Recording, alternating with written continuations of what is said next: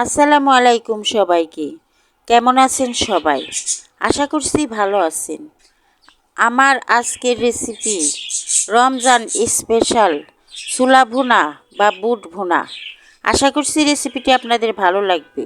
এখানে আমি ছোলা সারা রাত ভিজিয়ে রেখেছি, সকালে ভালো করে ধুয়ে পরিষ্কার করে নিয়েছি।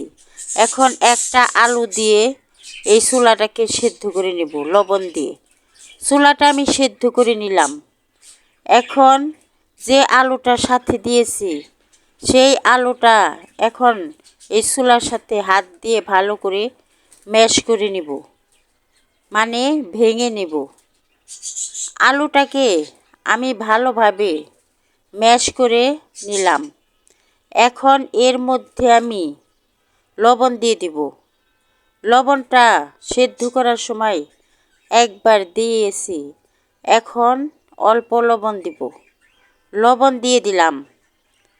আধা চামচ হলুদের গুঁড়া দিলাম, আধা চামচ লাল মরিচের গুঁড়া দিলাম, 1 চামচ ধনিয়ার গুঁড়া দিলাম, 1 চামচ আদা রসুন বাটা দিলাম। এখন রান্না করার জন্য চুলায় চলে যাব। চুলায় একটি কড়াই বসিয়ে দিলাম, পরিমাণ মতো তেল দিয়ে দিলাম।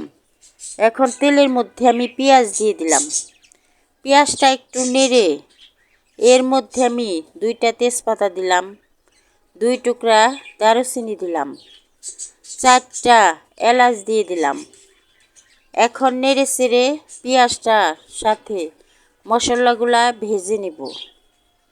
পেঁয়াজটা আমি মশলার সাথে ভেজে নিলাম। এখন পেঁয়াজটা ভাজা হয়ে গেছে। যে বুটটা আমি সেদ্ধ করে রেখেছি তা এর মধ্যে দিয়ে দিলাম। এখন নেড়ে চেড়ে মশলাগুলা আমি বুটের সাথে মিশিয়ে দিলাম।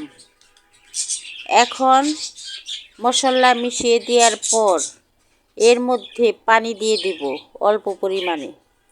পানিটা দিতে হবে, পানি না দিলে হলুদের মশলার গন্ধ আসবে, ওই কারণে পানিটা দিয়ে দিলাম। এখন ভালো করে বুটটাকে নেড়ে চেড়ে রান্না করে নেব। আমি বুটটাকে রান্না করে নিতেছি, বলক এসে গেছে। পানি যতক্ষণ না শুকায় ততক্ষণ পর্যন্ত আমি এই বুটটাকে রান্না করব। বুটটার পানি অনেকটাই টেনে গেছে, মানে শুকিয়ে গেছে। এখন একদম শুকিয়ে আসলে বুটটাকে ভালো করে নেড়ে চেড়ে আমি চুলার থেকে নামিয়ে নেব। এখন যে তেজপাতা দারুচিনি দিয়েছি তা তুলে ফেলে দেব।